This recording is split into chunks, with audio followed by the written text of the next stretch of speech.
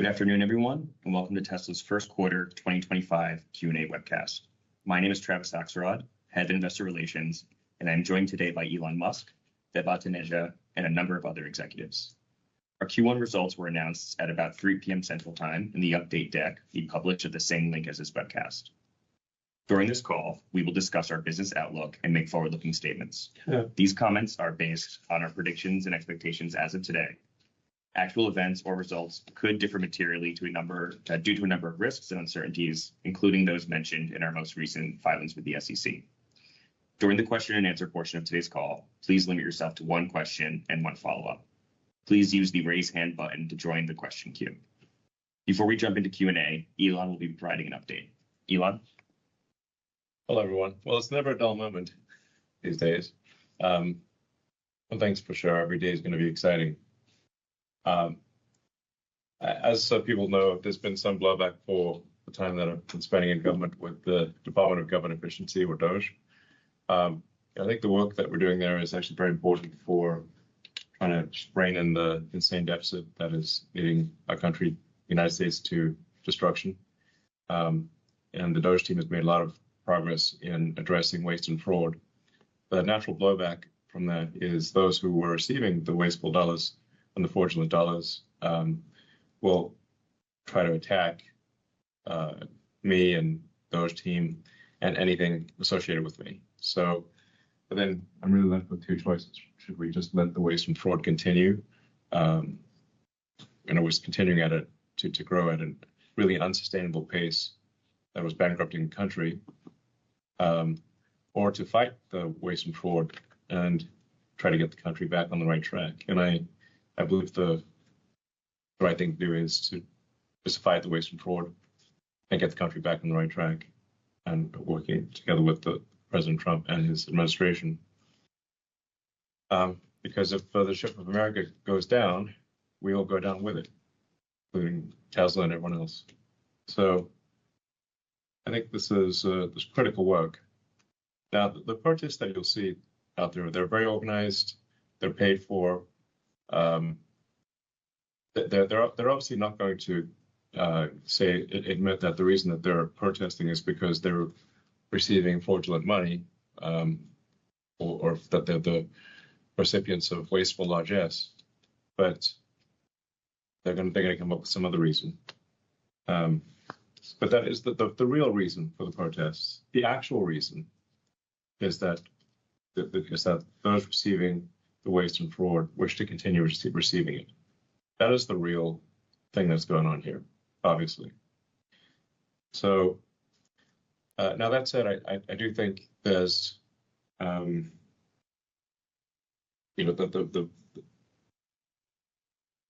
large slug of work necessary to get the DOGE team in place and working in the government to get the financial house in order is mostly done. And I think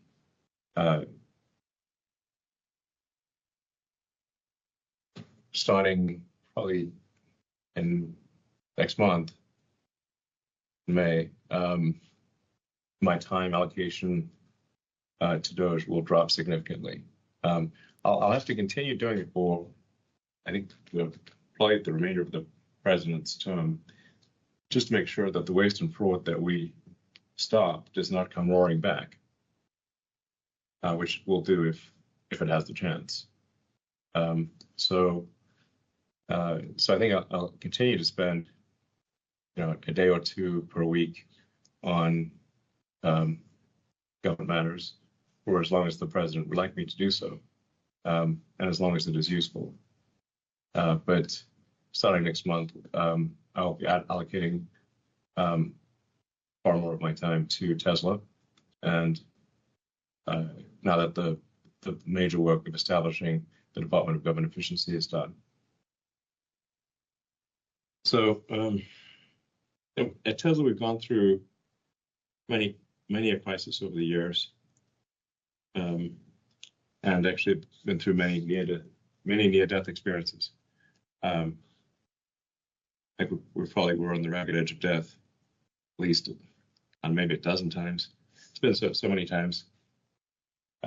this is not one of those times. We're not on the ragged edge of death, not even close.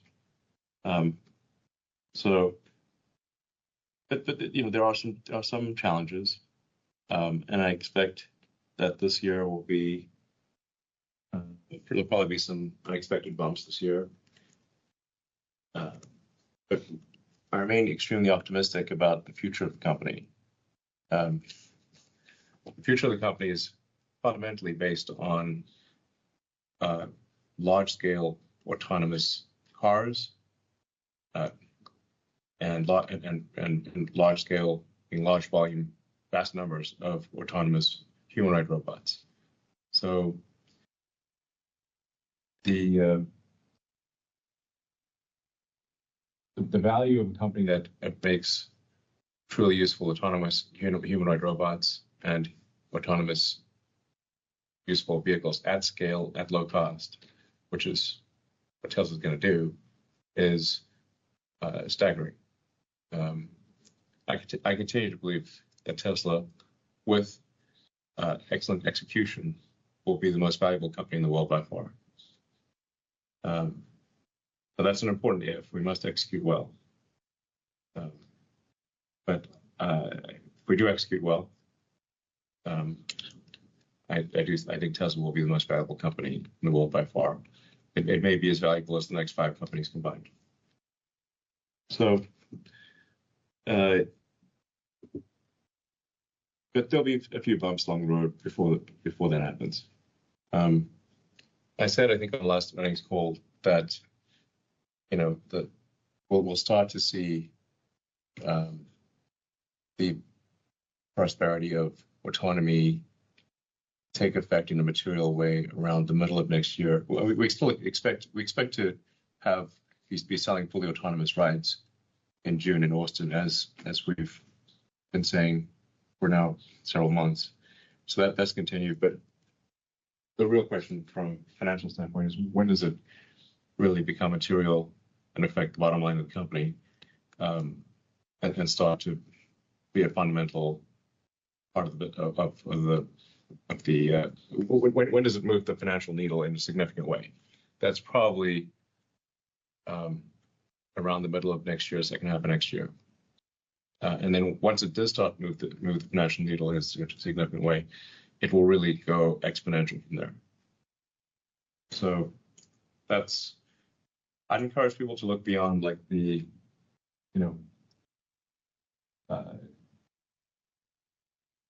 some sort of bumps and potholes of the road immediately ahead of us, but lift your gaze to the bright, shining,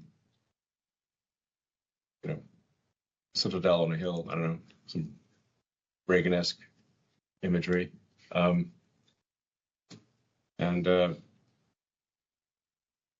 that's where we're headed, and not too distant future, like I said, end of next year type of thing. So,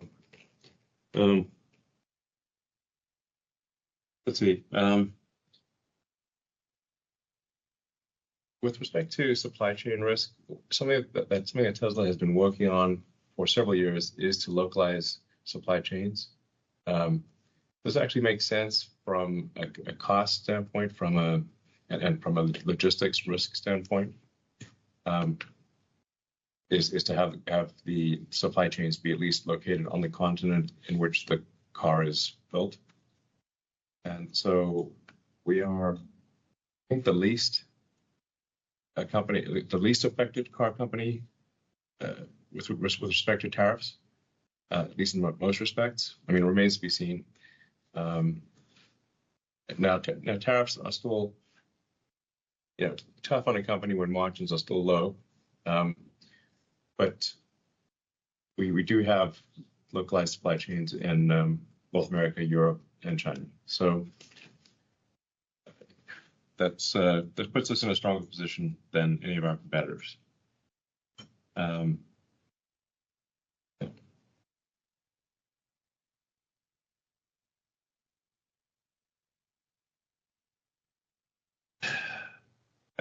undoubtedly, I'm going to get a lot of questions about tariffs. And I just want to emphasize that the tariff decision is entirely up to the President of the United States. I will weigh in with my advice with the President, which he will listen to my advice, but then it's up to him, of course, to make his decision. I've been on the record many times as saying that I believe lower tariffs are generally a good idea for prosperity. But this decision is fundamentally up to the elected representative of the people, being the President of the United States. So, I'll continue to advocate for lower tariffs rather than higher tariffs, but that's all I can do. So now let me walk you through why I'm so excited about the future of Tesla. So first of all, autonomy. The team and I are laser focused on bringing robotaxi to Austin in June. Unsupervised autonomy will first be solved for the Model Y in Austin, and then actually we should parse out the terms robotic taxi or robotaxi and just generally like what's the Cybercab, because we've got a product called the Cybercab, and then but any Tesla, which could be an S3, X, or Y that is autonomous, is a robotic taxi or robotaxi. It's very confusing. So the vast majority of the Tesla fleet that we've made is capable of being a robotaxi or robotic taxi. As we're going from, once we can make the system work where you can have paid rides fully autonomously with no one in the car in one city, that is a very scalable thing for us to go broadly within whatever jurisdiction allows us to operate. So because what we're solving for is a general solution to autonomy, not a city-specific solution for autonomy, once we make it work in a few cities, we can basically make it work in all cities in that legal jurisdiction. So once we can make it basically work in a few cities in America, we can make it work anywhere in America. Once we can make it work in a few cities in China, we can work anywhere in China, likewise in Europe, limited only by regulatory approvals. So this is the advantage of having a generalized solution using artificial intelligence and an AI chip that Tesla designed specifically for this purpose, as opposed to very expensive sensors and high precision maps of a particular neighborhood where that neighborhood may change or often changes, and then the cost stops working. So we have a general solution instead of a specific solution. Yeah.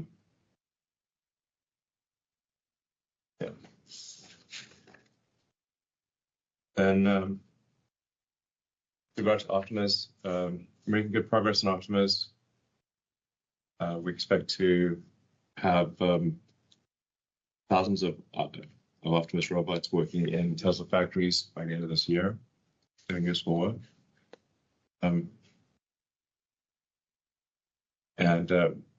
We expect to scale Optimus up faster than any product, I think, in history, to get to millions of units per year as soon as possible. I think feel confident in getting to 1 million units per year in less than 5 years, maybe 4 years. So by 2030, I feel confident in predicting 1 million Optimus units per year. It might be 2029. So let's see, with respect to energy, our energy business is doing very well. The Megapack enables utility companies to output far more total energy than would otherwise be the case.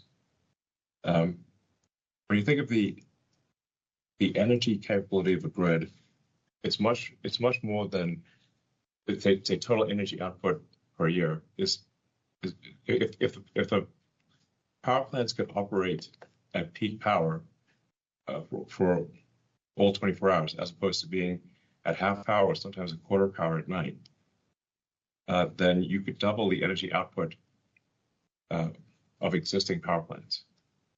But in order to do that, you need to buffer the energy so that you can charge up the something like battery pack at night and then discharge into the grid during the day. So this is a massive unlock on total energy output of any given grid over the course of a year. And utility companies are beginning to realize this and are buying in our mega packs at scale. So at this point, a gigawatt class battery is quite a common thing. So we have many orders in the hopper for gigawatt and beyond batteries. And we expect the stationary energy storage business to scale ultimately to terawatts per year. So very, very good numbers. Now, Q1, first quarters of a year are usually pretty tricky because it's usually the worst quarter of the year because people don't want to go buy a car in the middle of winter during a blizzard. So, we picked Q1 as like a good quarter to do a cutover to the new version of the Model Y, and we changed production of the world's best-selling cars. Worth remembering, the Model Y is the best-selling car of any kind on Earth, with a 1.1 billion unit per year output of a single model. And we did this changeover at the same time in factories all across the world. So congratulations to the Tesla team on an amazing job in pulling off what is a very difficult transition. So yeah, it's really, that was very impressive work. So yeah, in conclusion, while there are many near-term headwinds for us and the broader industry, the future for Tesla is brighter than ever. The value of the company is delivering sustainable abundance with our affordable AI-powered robots. So a spray that I like this phrase, sustainable abundance for all. If you say, like, what's the ideal future that you can imagine? That's what you'd want. You'd want abundance for all in a way that's sustainable. It's good for the environment. Basically, this is the happy future. If you say, what's the happiest future you could imagine? One which that would be a future where there's sustainable abundance for all. Closest thing to heaven we can get on Earth, basically.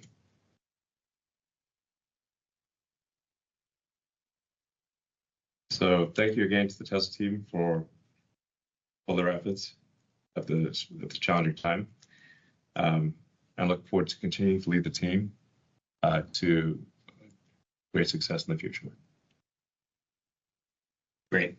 Thank you very much, Elon. Before we move on, Vaibhav has some opening remarks as well. Thanks, Elon.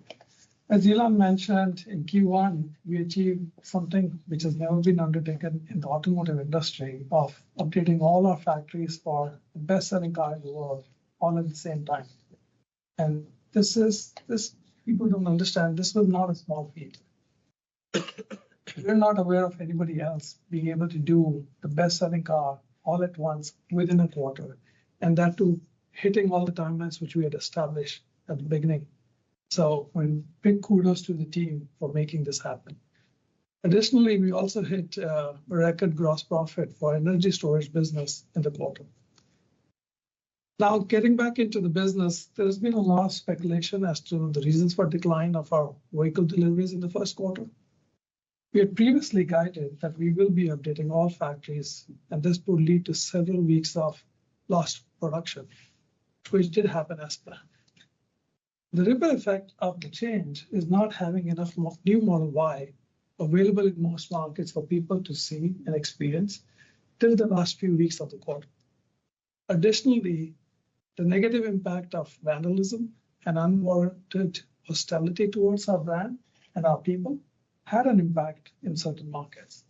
Despite this, we were able to sell out legacy Model Y in US, China, and a few other markets within the quarter.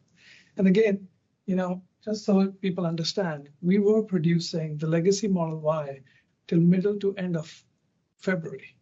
And we switched over and we were able to still sell out within that period.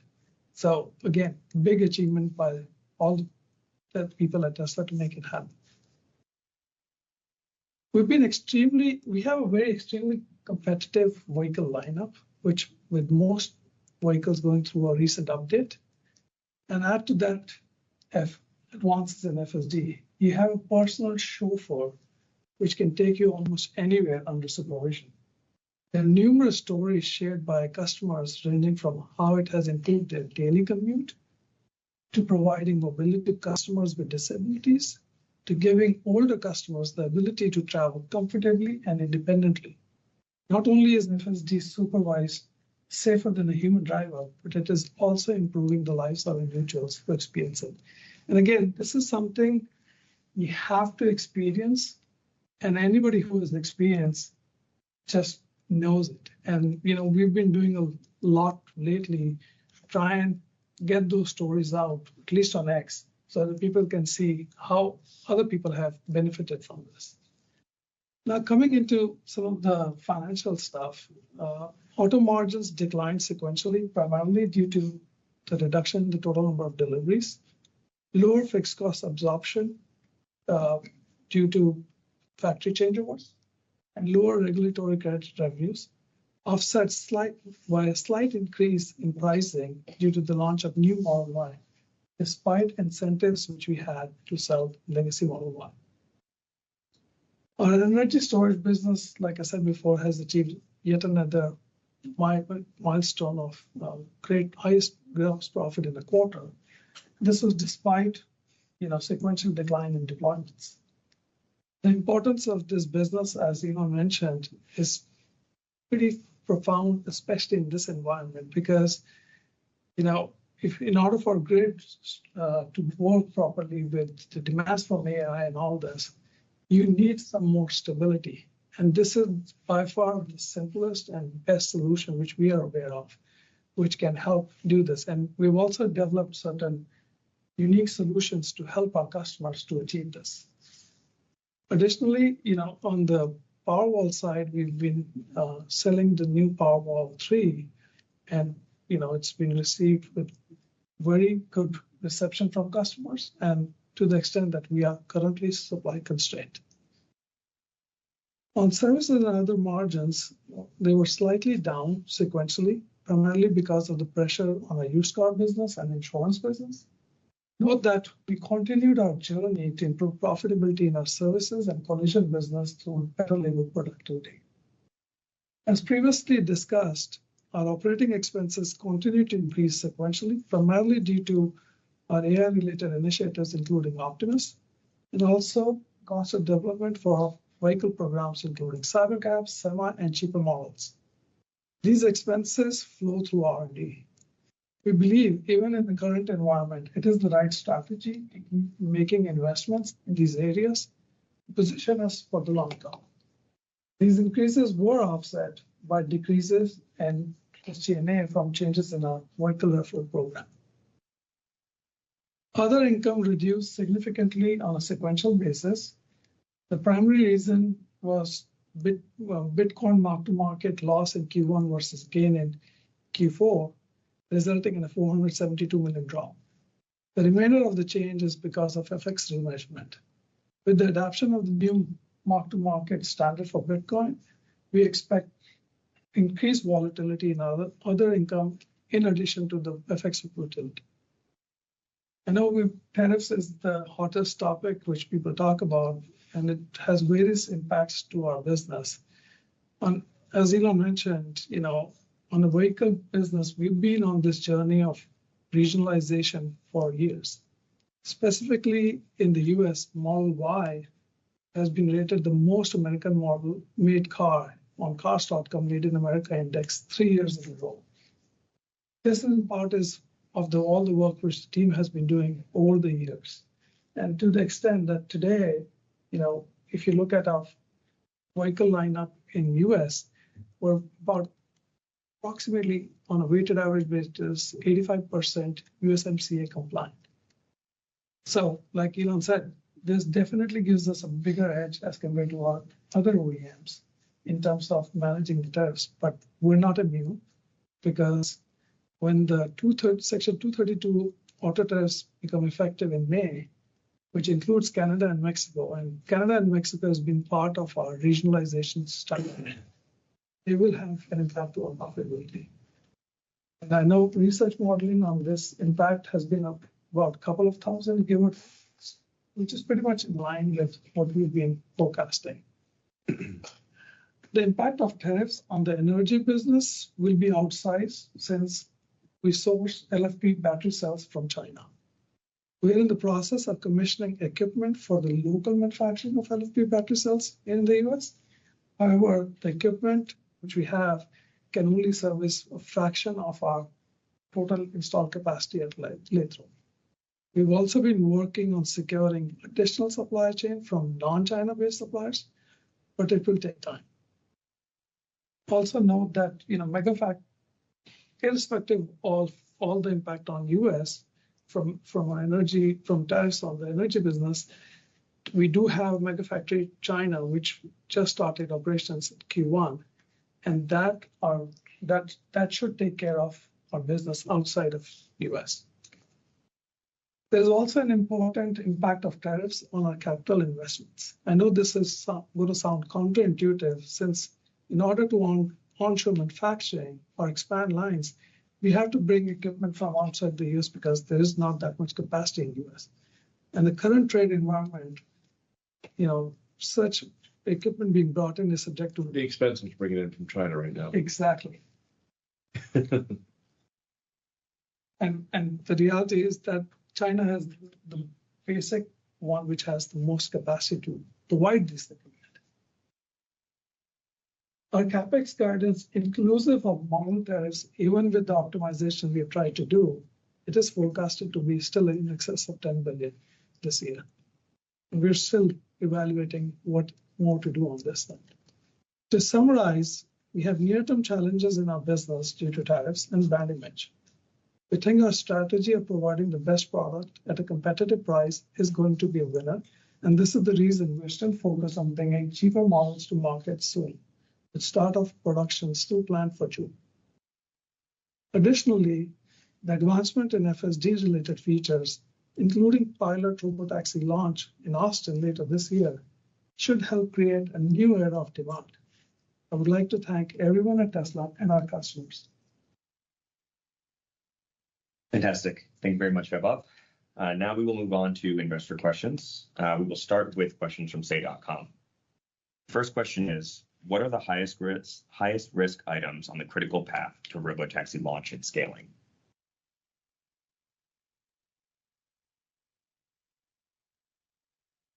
It is Ashok. Yeah, we've got Ashok on. Sure. Well, just to clarify disambiguate the cybercab from robotaxi once again. When will the Teslas, because the Teslas that will be fully autonomous in June in Austin will be Model Ys. So that is that's currently on track to be able to do paid rides fully autonomously in Austin in June, and then to be in many other cities in the U.S. by the end of this year. It's very difficult. It's difficult to predict the exact ramp, sort of week by week, month by month, except that it will ramp up very quickly. So it's going to be like basically an S curve where it's very difficult to predict the intermediate slope of the S curve, but you kind of know where the S curve is going to end up, which is the vast majority of the Tesla fleet being autonomous. So that's why I feel confident in predicting large-scale autonomy around the middle of next year, but certainly the second half of next year, meaning I predict that there will be millions of Teslas operating autonomously, fully autonomously, in the second half of next year.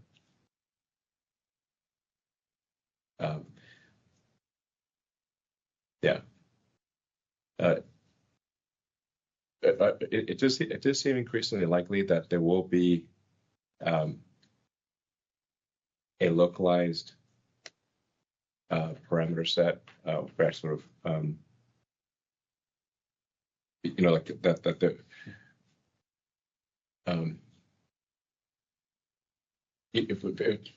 especially for places that have, say, very snowy weather, like say if you're in the Northeast or something, that like there's, you can think of it, it's kind of like a human. Like if you could be a very good driver in California, but are you going to be also a good driver in a blizzard in Manhattan? You're not going to be as good. So there is actually some value in, you can still drive, but your probability of an accident is higher. So it's increasingly obvious that there's some value to having a localized set of parameters for different regions and localities. But this is I put that in the nice to have category. It's not the required category. Again, it's really the car is just very much like a human. It's digital neural nets and cameras, and humans operate with biological neural nets and eyes. And so the same strengths and weaknesses will be present for a digital neural net and cameras versus a biological neural net and eyes. Ashok, if you'd like to elaborate on that. Yeah, and speaking to the location-specific models, we still have a generalized approach, and you can see that from deployment of FSD supervised in China, where with this very minimal data that's like China-specific, the models generalize quite well to completely different driving styles. That just like shows that the AI-based solution that we have is the right one, because if you had gone down the previous rule-based solutions or like more hard-coded HD map-based solutions, it would have taken like many years to get China to work.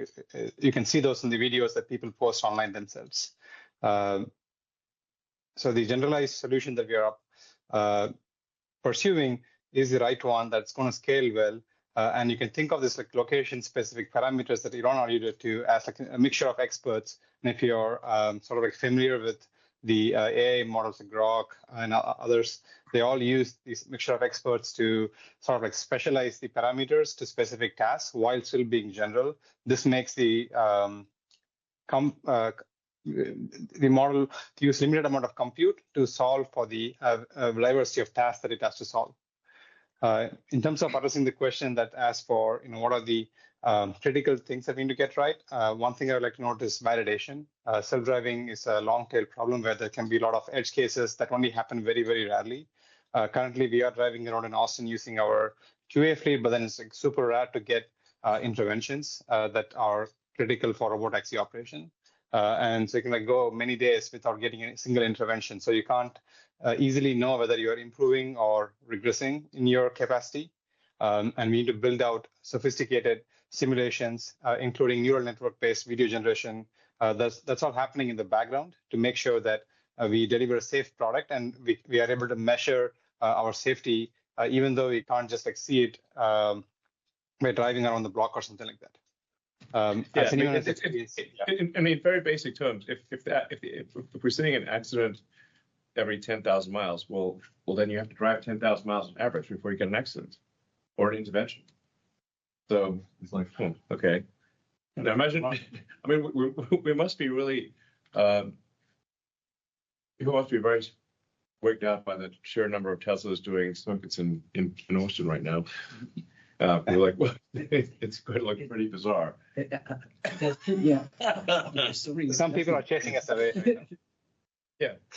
There's just always a convoy of Teslas going just going all over to Austin in circles. But yeah, as I just can't emphasize this enough. in order to figure out the long tail things, if it's 1 in 10,000, let's say it's 1 in 20,000 miles, or 1 in 30. Then now the average person drives 10,000 miles in a year. So now try to compress that test cycle into a matter of a few months. It means you need a lot of cars doing a lot of driving in order to compress that, or just do in a matter of a month what would normally take someone a year. Yeah, and exactly. I would just also add that, if you haven't looked at those videos coming out of China, people are those videos are amazing. They're putting it to real test. I mean, they're taking it to dirt roads. Frankly, I think the Chinese consumer might be the most demanding consumer, and I actually, our customers in China are awesome. They have a lot of fun with the cars. I saw one guy take a Tesla on autonomously on a narrow dirt road. Yes. Across like a mountain, and I'm like, still a very brave person.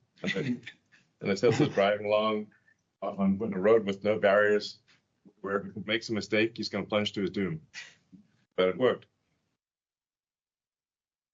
Great, thank you. And if the question was on Cybercab itself, we're in B sample validation now. Yeah, we should ask that question too. Yeah, we have our first big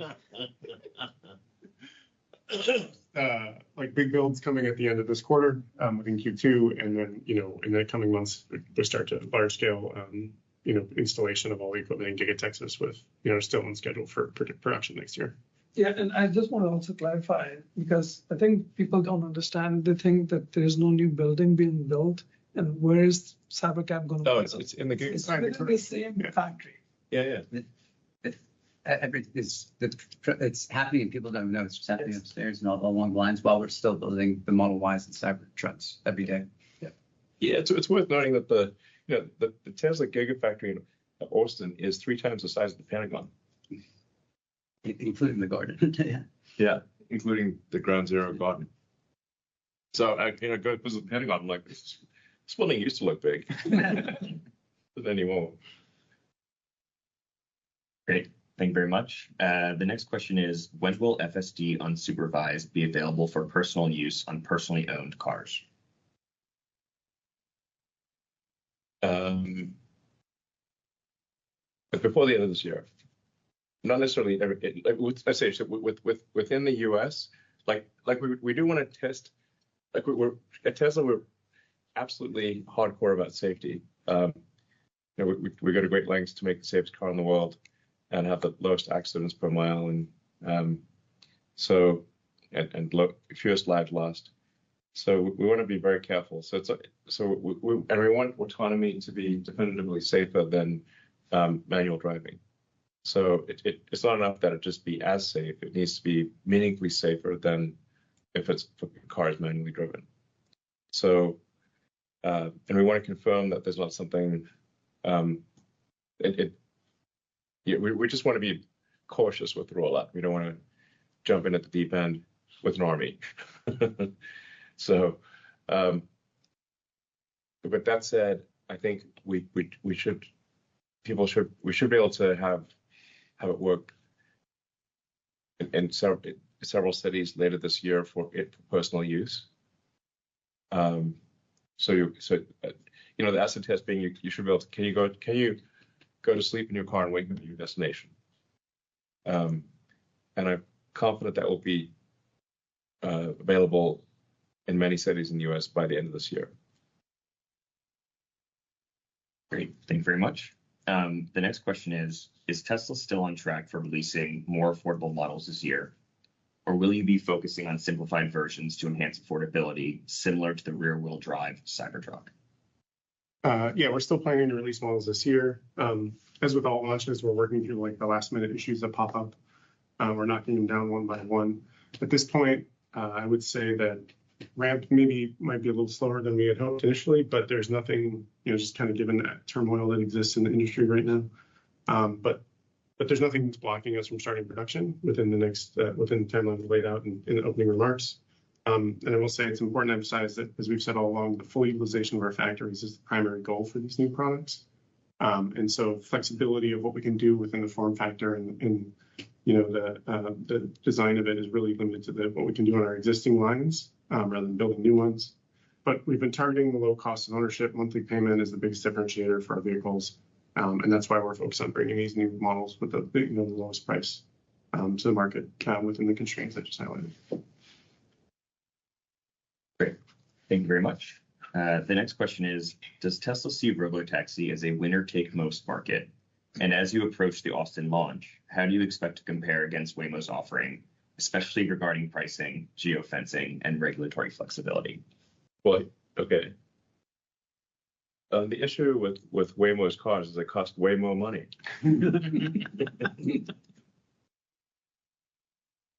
From shot. What a fun. But that is the issue. The cars are very expensive, made in low volume. Teslas are, I don't know, probably cost a quarter or 20% of what a Waymo costs, and made in very high volume.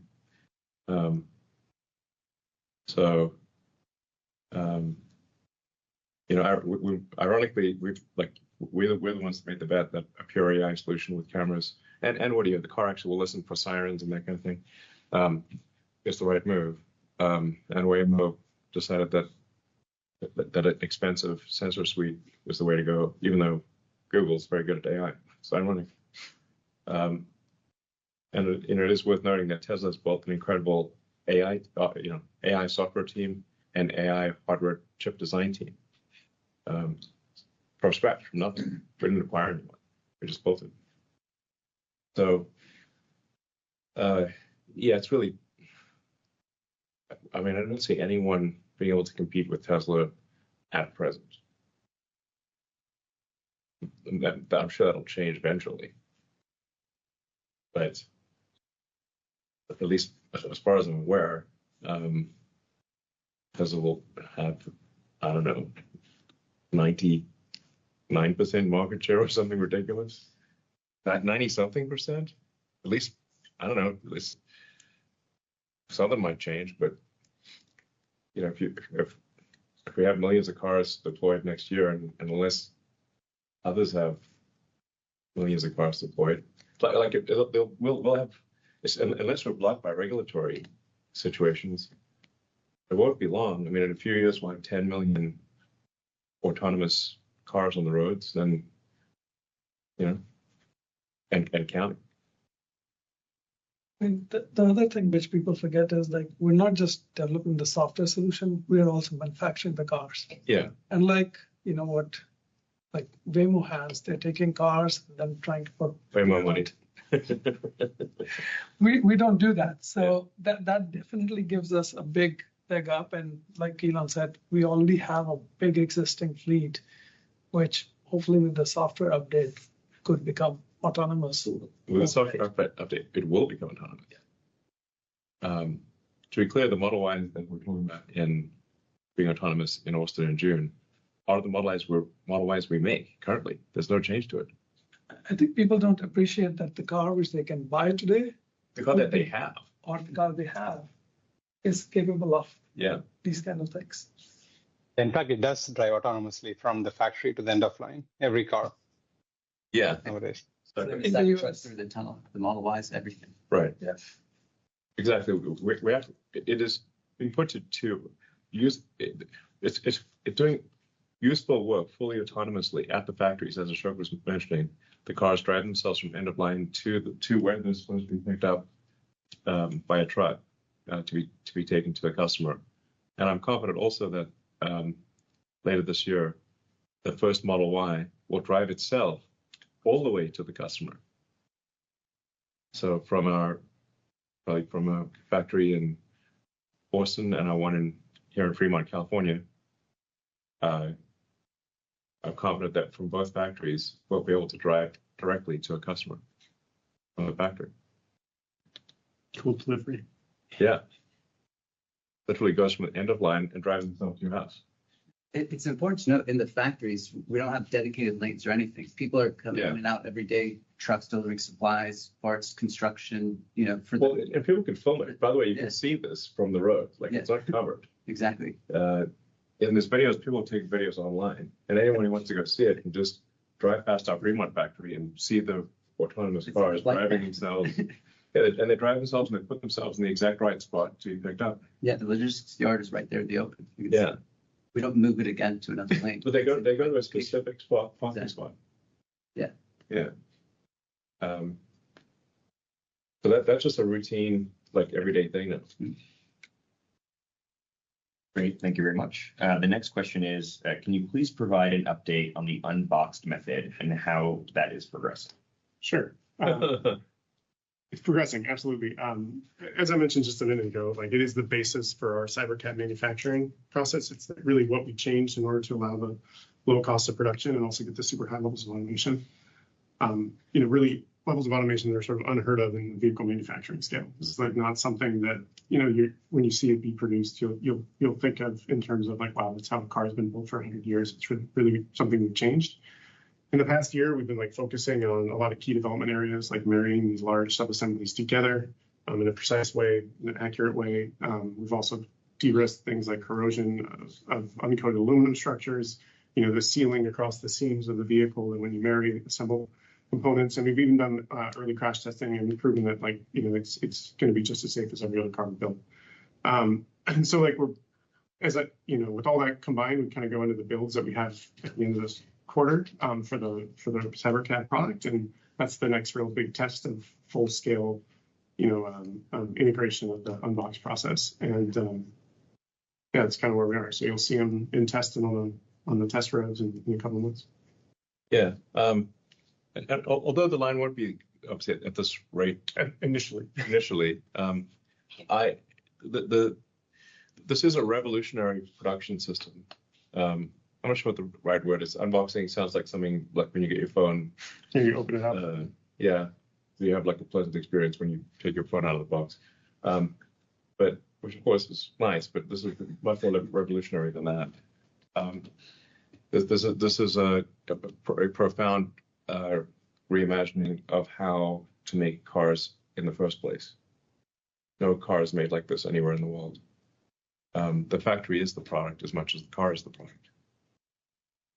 So it's really just the first principles approach to manufacturing that will ultimately allow us, I think, I'm confident ultimately it'll allow us to achieve a cycle time, meaning a unit every 5 seconds or less off a single line. And we want to incorporate some of these for testing it into our existing production lines as well to us with the line Cybertruck already. This is something I've been thinking about for a long time, and I've sort of been thinking about this for a long time, and it's kind of it's not a crazy thing. Like a car every 5 seconds may sound like it's coming out like bullets, but actually it's coming out at walking speed. It's like a meter a second. A meter a second. So this is like we're still far away from caring about the aerodynamic drag of the manufacturing line.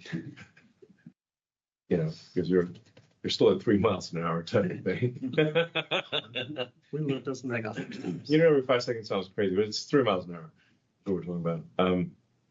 So you can run away from it basically. But that's still by far the fastest line on Earth. It's like half order like I don't know. What's like the best single line on Earth? It's like about Shanghai phase 2. And that's us. 33 seconds. Yes. And we're the fastest, right? I would think so. We think we're the fastest at 33 seconds in our Shanghai factory, but this would be 6 times faster or 7 times faster thereabouts. So it'll be slower than that at first, but the point is that like when you fully optimize the design and operation of the next generation factory that we're building right now, a 5 second cycle time or less is the design is capable of it. So if you like when you go through like a radical new architecture, you go from like being like an A. I mean, I'd say like probably Shanghai in particular is an A plus on a moderately, an advanced but still traditional car production system. Sort of, they're really doing about as good as possible to do within a conventional scenario. So trying to get much below, sort of below like 30 seconds, extremely difficult. But if not, and you start getting into sort of impossible, where you have to be faster than a human could possibly move. So then the autonomous line, it really just needs to be robots moving really fast, and that's where you get to sub 5 seconds. But we'll start off with at getting a C in, instead of an A, getting a C in a new architecture. But then the potential is there over time to move that up to an A plus within an A plus architecture. Great, thank you very much. The next question is, how is Tesla positioning itself to flexibly adapt to global economic risks in the form of tariffs, political biases, et cetera? As Elon said, we've been supply chain team been at it for a while. We continue to mitigate global economic risks like tariffs and political biases by regionalizing part supply near its factories in North America, Berlin, and Shanghai.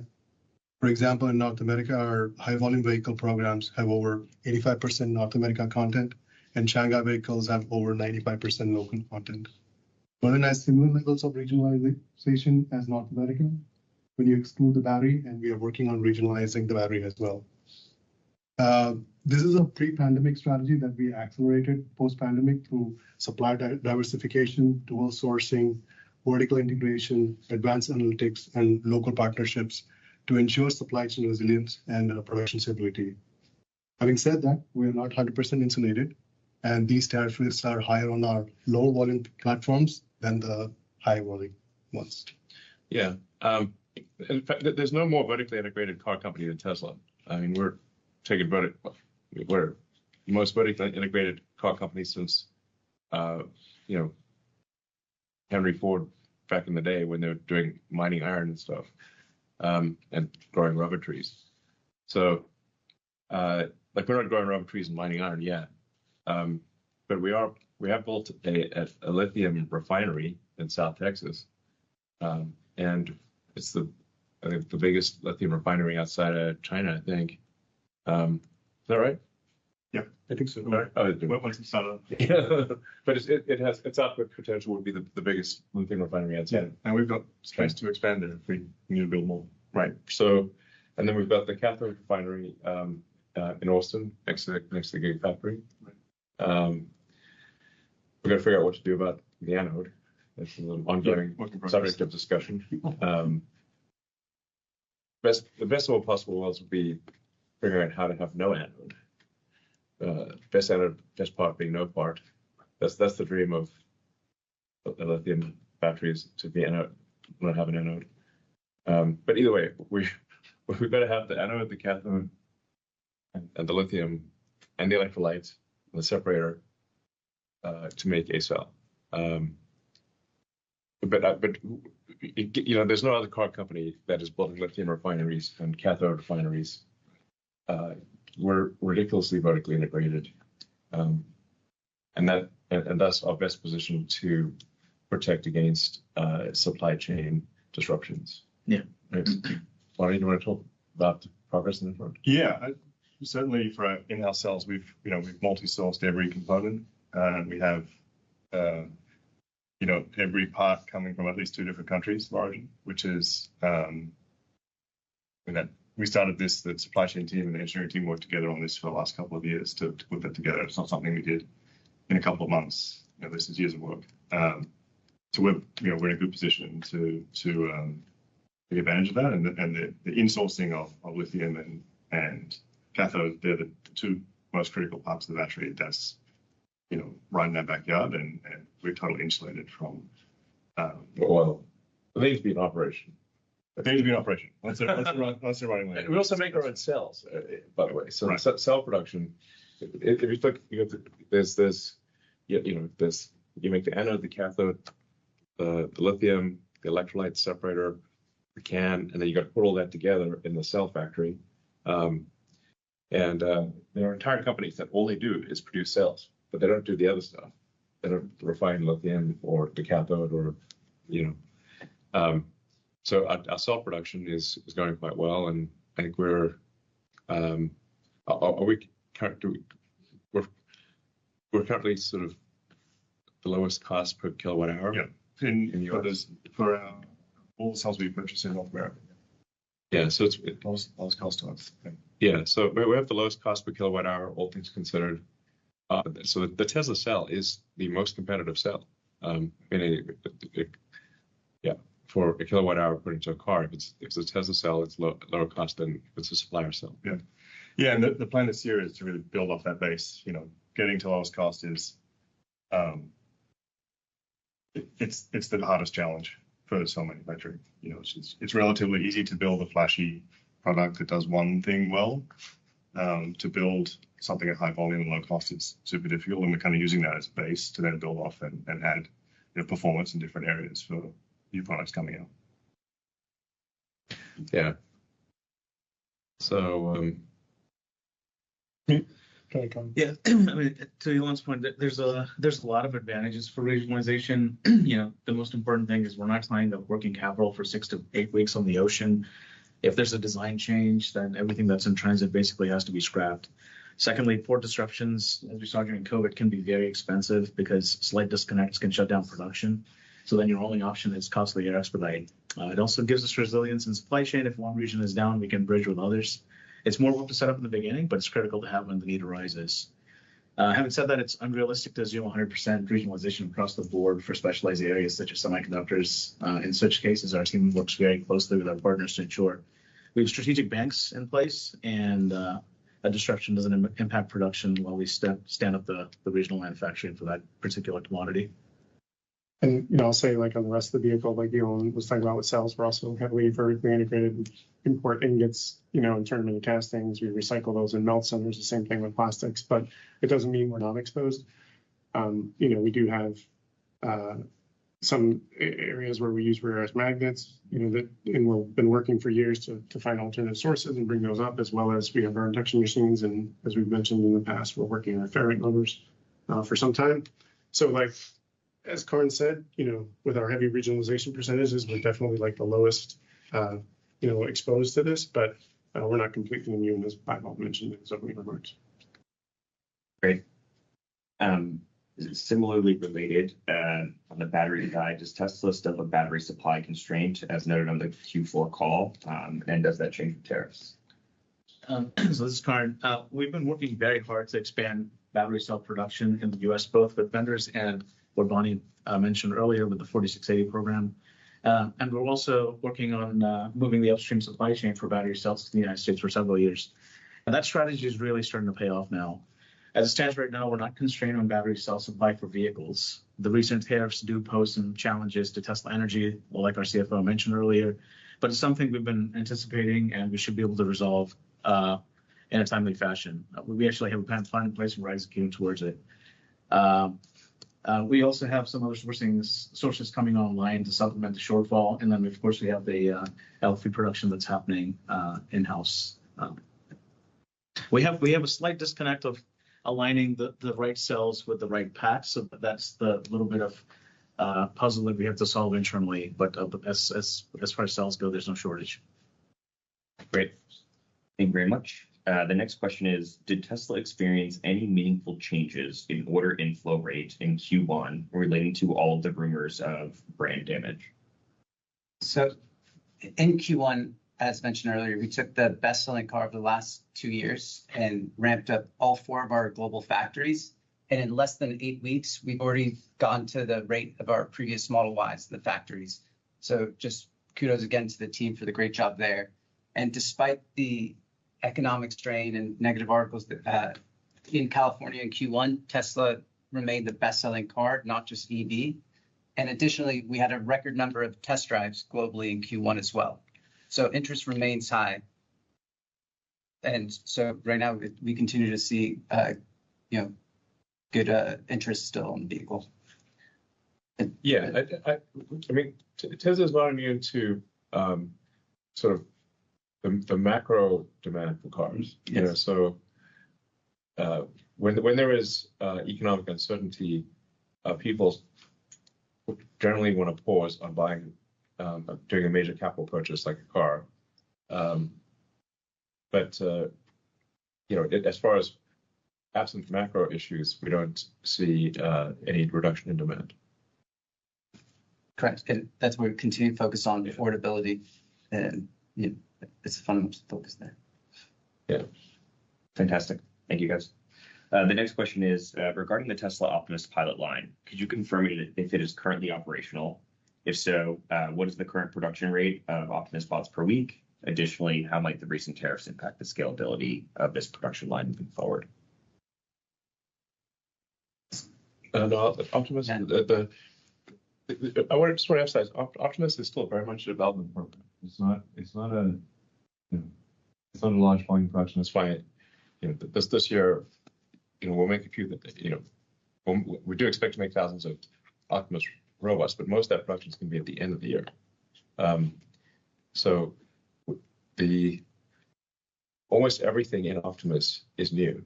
There's not like an existing supply chain for the motors, gearboxes, electronics, actuators, really anything in the almost anything in the Optimus, apart from the AI for Tesla, the Tesla AI computer, which is the same as the one in the car. So when you have a new complex manufactured product, it'll move as fast as the slowest and least lucky component in the entire thing. And as a first order approximation, there's like 10,000 unique things. So that's why anyone who tells you they can predict with precision the production ramp of a truly new product doesn't know what they're talking about. It is literally impossible. So you go through this like series of constraints where it's like this part's the limiting factor, now that part's the limiting factor, now this part's the limiting factor, and multiply that by 1,000 basically. And then the rate of the production ramp is decided by how quickly you can solve each of those problems. Now, you know, Optimus was affected, you know, by the magnet issue from China, because the Optimus actuators in the ARM do use permanent magnets. Now, Tesla as a whole does not need to use permanent magnets, but when something is volume constrained, like an ARM of the robot, then you want to try to make the motors as small as possible. And then, so we did design in permanent magnets for those motors, and those were affected by the supply chain, you know, by basically China requiring an export license to send out any rare earth magnets. So we're working through that with China. Hopefully we'll get a license to use the rare earth magnets. China wants some assurances that these are not used for military purposes, which obviously they're not. They're just going into a humanoid robot. So it's not a weapon system. But that is an example of a challenge there. But I'm confident we'll overcome these issues, and we'll, by the end of this year, have thousands of Optimus robots. Great. Thank you very much. And the last question we already covered earlier, whether robotaxi was still on track for this year. So with that, we can move on to analyst questions. The first question is going to come from Pierre at New Street. Pierre, please unmute yourself. Hey guys, can you hear me? Yeah. That's great. So I'm super excited to hear robotaxi and Optimus becoming the very tangible future for Tesla. But I have actually a question on the legacy, not the legacy, but the current auto business. And when I look back at the ramp of Model 3 a few years ago, I really saw it as being the iPhone of cars, a new product, completely reinvented, very different user experience, vastly superior, impossible to match for traditional competitors. And for the iPhone, it resulted in the high end of the smartphone market quadrupling in size, and actually Apple taking 60% market share. And so when you look at the Model 3 and the Model Y today, I think they are still like really vastly superior to any other cars. And I wonder why they've taken about 15% of their addressable market and not more, actually. So another way to put it is, why are there so many people still buying BMWs and Mercedes, knowing that the Model 3 and the Model Ys are out there and available? And I wonder if you're trying to solve that riddle internally, if you understand why, what are these auto buyers who are not buying a Model 3 or a Model Y missing? And if you have ideas of things you could do to address that, maybe there is enormous value left on the table there. That's what I'm wondering these days. Yeah, the reality is that in the future, most people are not going to buy cars. So it's kind of what one could sort of say. Look, if you think want to continue with your phone metaphor, you can remember the days of the flip phones when there was 100 different flip phone designs, and I would the mistake that manufacturers made was to try to make many different variants of a flip phone, but which was a mistake. They should have made the iPhone.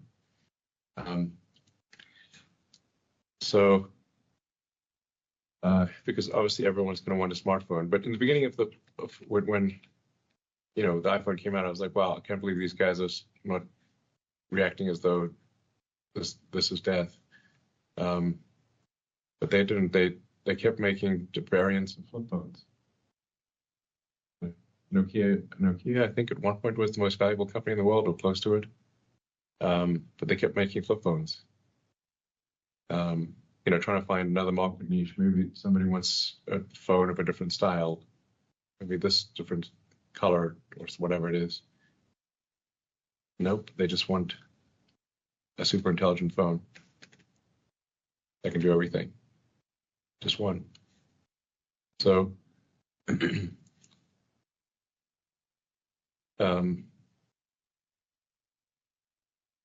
I said this many years ago. But in the future, in the not too distant future, buying a gasoline car that is not autonomous will be like riding a horse while using a flip phone. Some people still do it, but it's rare. Great. Thank you. The next question comes from Emmanuel Rosner at Wolf. Emmanuel, please unmute yourself. Great. Thanks for taking my question. So Elon, the public version of the FSD software still has a decent amount of, intermittent human interventions that are required. So what's still required for the software on your end to get to a level where it doesn't need to be supervised? And I'm asking that in the context of, obviously, the June launch being in the next couple of months. What still needs to happen? And we are working on a number of items to improve the robustness. Yeah. We are aware of the interventions that are happening in the public builds, and that's why we are hardcore burning it down. And really just picking some initial launch city helps us focus on solving all the issues that you'd face here. For example, we're focusing on Austin, we're not solving all the issues that customers in Boston or somewhere else might face. And then here, we just have a big list of all the issues, just burn it down.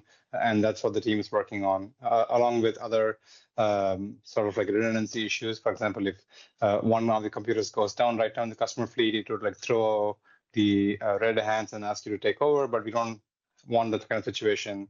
So you're solving both the reliability issues of the autonomy software and also the reliability issues of the system software together for Austin. Yeah, really we just worked through a long tail of unusual interventions. And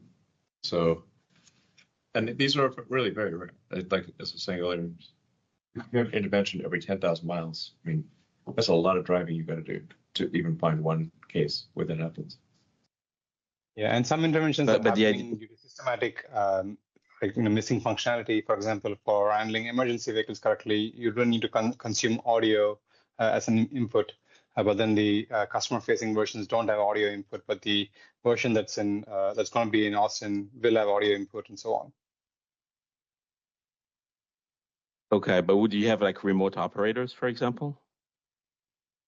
I mean, every now and then, if a car gets stuck or something, someone will unblock it. But it's just because we are a bit conservative and tend towards more safety than even if we get stuck every now and then.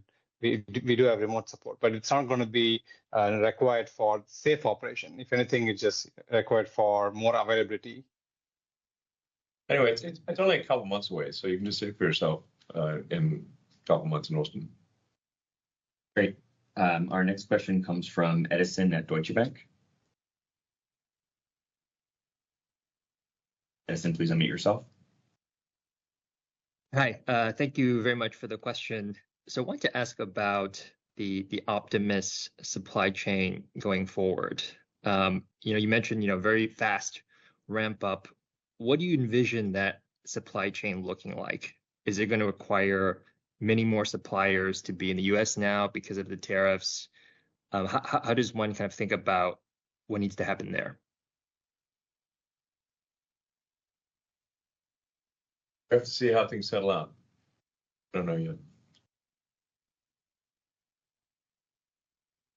Right. I mean, so some things we're doing, as we've already talked about, which is that we've already taken tremendous steps to localize our supply chain. I think we're more localized than any other manufacturer, and we have a lot of things underway that to increase the localization to reduce supply chain risk associated with geopolitical uncertainty.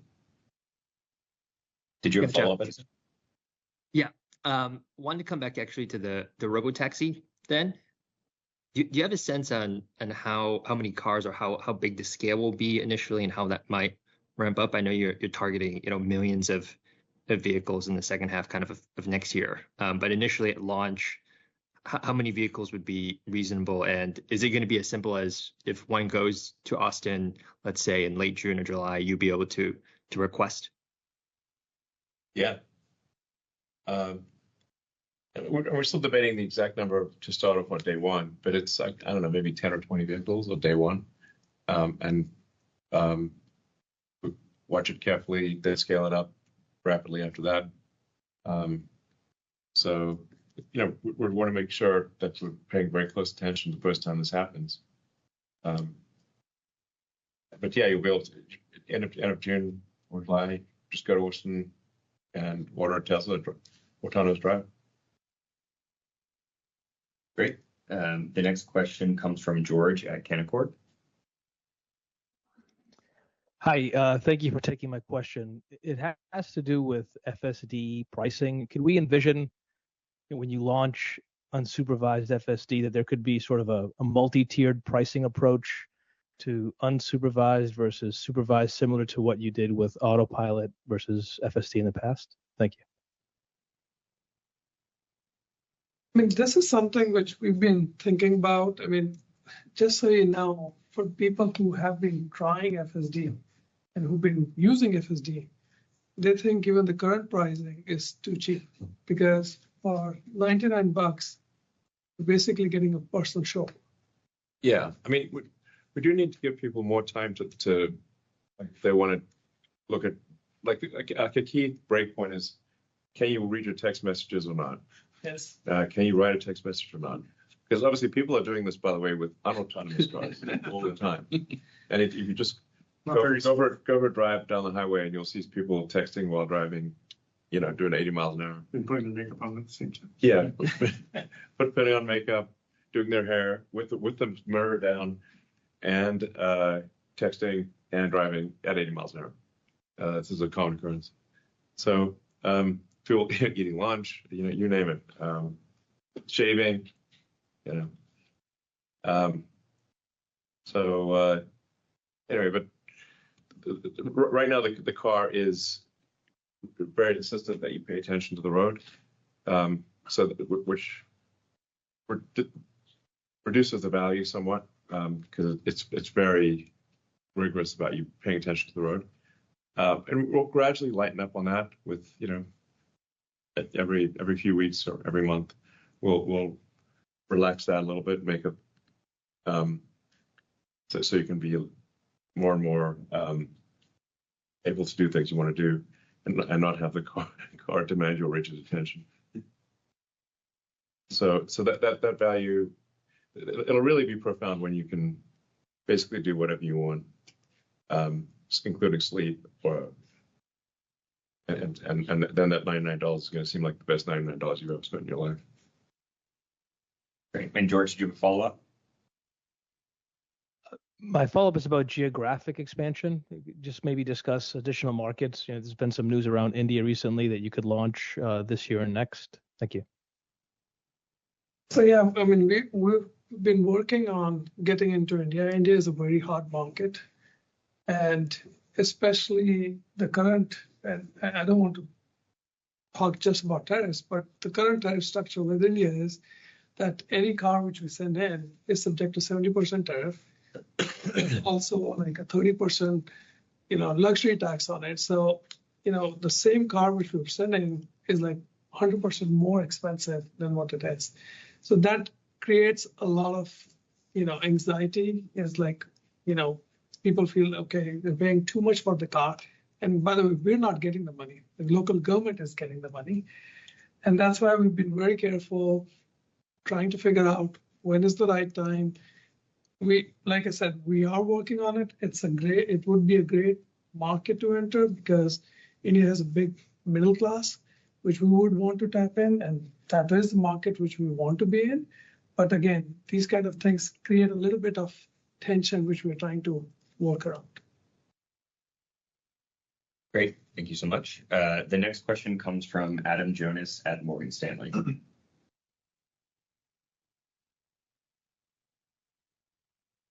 Go ahead, Adam.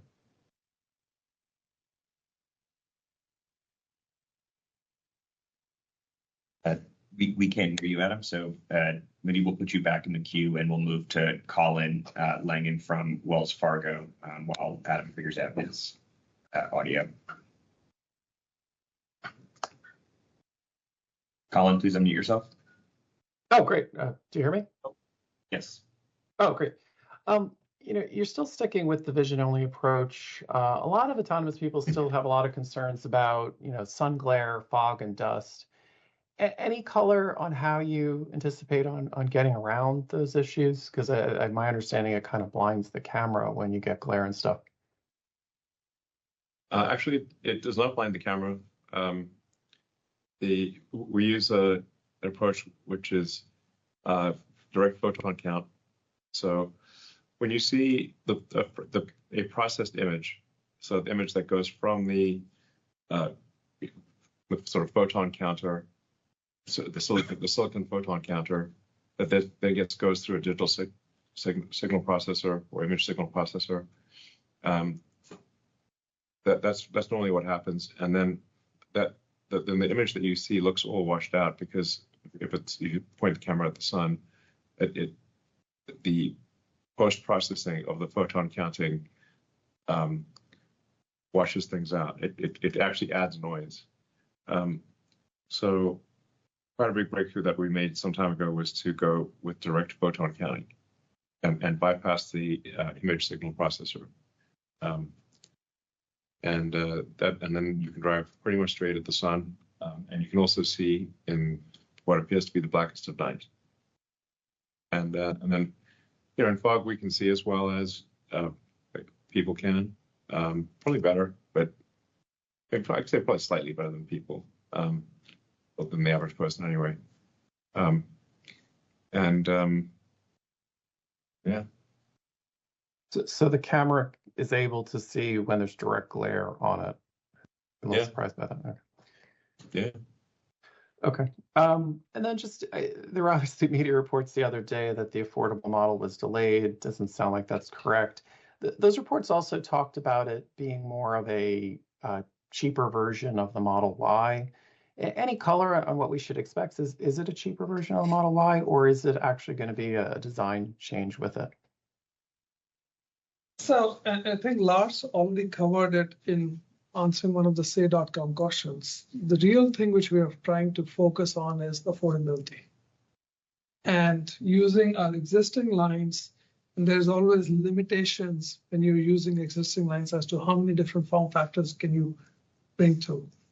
So that's the way I would say you should think about it. And I don't know if Lars anything more to add. Yeah, and I think I said this before in other calls. Like, you know, with the recent upgrades to the Model 3 and the Model Y platforms, we made some pretty great cars at pretty great prices, and we added a bunch of features and things like that. I think it's easy to consider that, you know, moving forward, Tesla doesn't make bad cars, and we always make.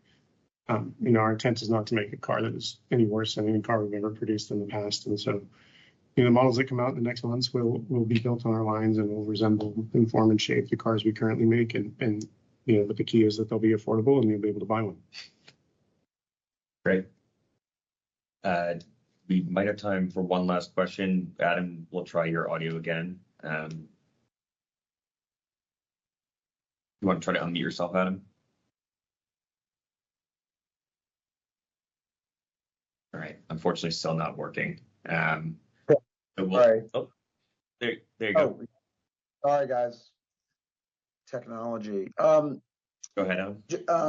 Yeah, hi. Yeah, in the February 28th Joe Rogan interview, Elon, you advocated for a ramp in tariffs to give people time to adjust. Otherwise, quote, you said the system would break and bad things would happen. So are things breaking yet?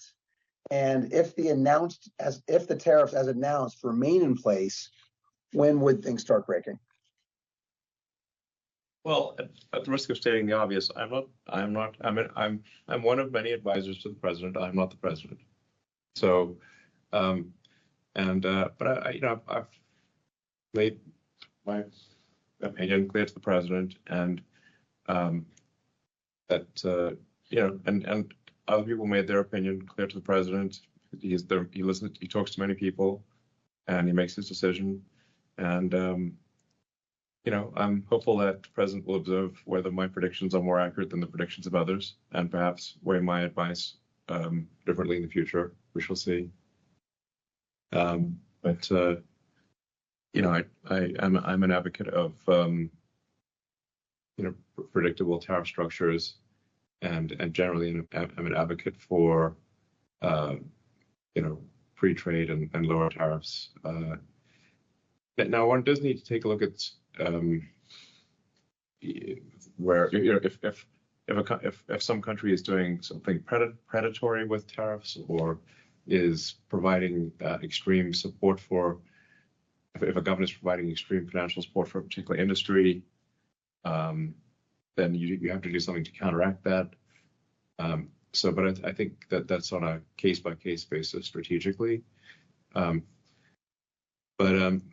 You know, the president is the elected representative of the people, and is fully within his rights to do what he would like to do. So, okay, Elon, I respect that. Just as a follow up, and thanks again. Between China and the United States, who, in your opinion, is further ahead on the development of physical AI, specifically on humanoids? And also drones, I'd be interested. And is it even close? And kind of how? Serious. And, well, I think you know the answer on drones. I mean, yeah. You know, a friend of mine, Naval, made this, you know, posted on X. I reposted it. I think a prophetic statement, which is any country that cannot manufacture its own drones is doomed to be the vassal state of any country that can. And America cannot currently manufacture its own drones.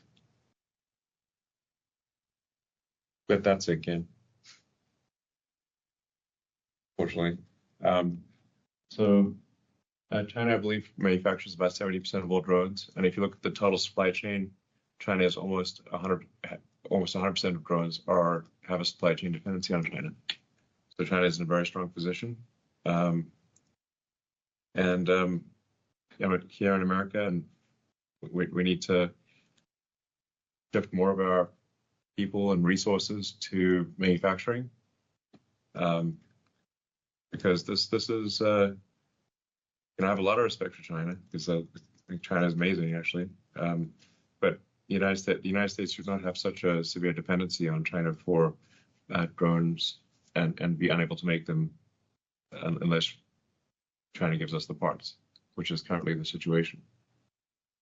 With respect to humanoid robots, I don't think there's any company in any country that can match Tesla. Tesla and SpaceX are number one.